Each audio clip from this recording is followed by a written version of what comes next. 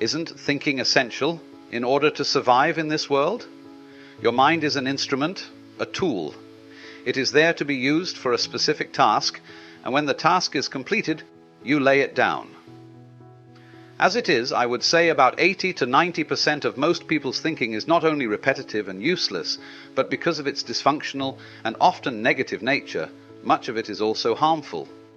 Observe your mind, and you will find this to be true. It causes a serious leakage of vital energy. This kind of compulsive thinking is actually an addiction. What characterizes an addiction? Quite simply this: you no longer feel that you have the choice to stop. It seems stronger than you. It also gives you a false sense of pleasure.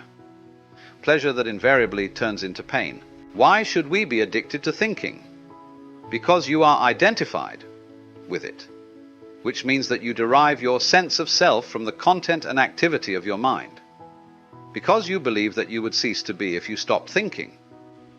As you grow up, you form a mental image of who you are, based on your personal and cultural conditioning.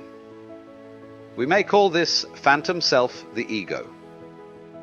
It consists of mind activity and can only be kept going through constant thinking. The term ego means different things to different people, but when I use it here, it means a false self, created by unconscious identification with the mind. To the ego, the present moment hardly exists. Only past and future are considered important. This total reversal of the truth accounts for the fact that in the ego mode, the mind is so dysfunctional.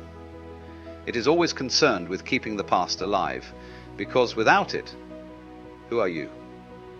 It constantly projects itself into the future to ensure its continued survival and to seek some kind of release or fulfillment there. It says, one day, when this, that, or the other happens, I am going to be okay, happy, at peace. Even when the ego seems to be concerned with the present, it is not the present that it sees. It misperceives it completely because it looks at it through the eyes of the past. Or it reduces the present to a means to an end that always lies in the mind-projected future. Observe your mind and you'll see that this is how it works.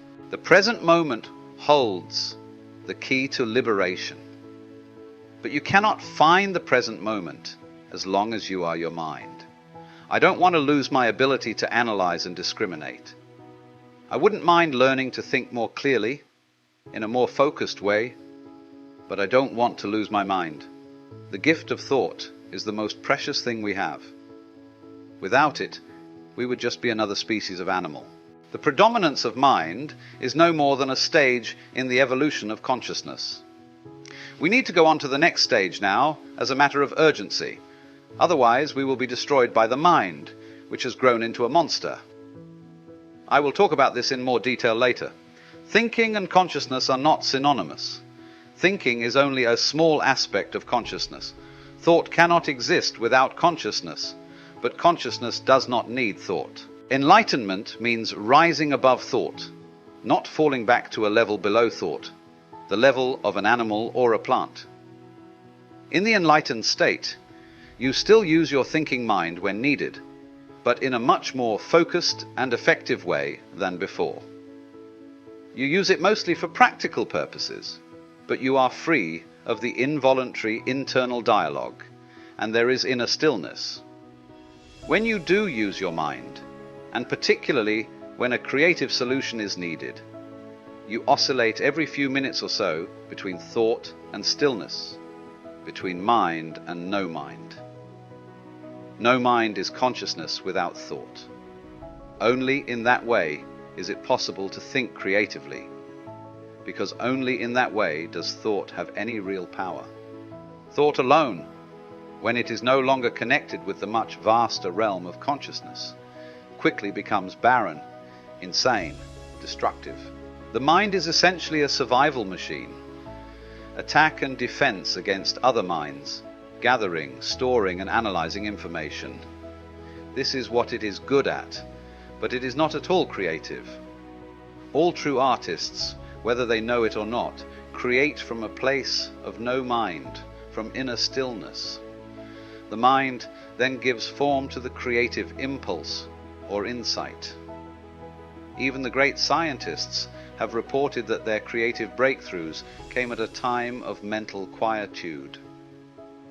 The surprising result of a nationwide inquiry among America's most eminent mathematicians, including Einstein, to find out their working methods, was that thinking plays only a subordinate part in the brief, decisive phase of the creative act itself. So I would say that the simple reason why the majority of scientists are not creative is not because they don't know how to think, but because they don't know how to stop thinking.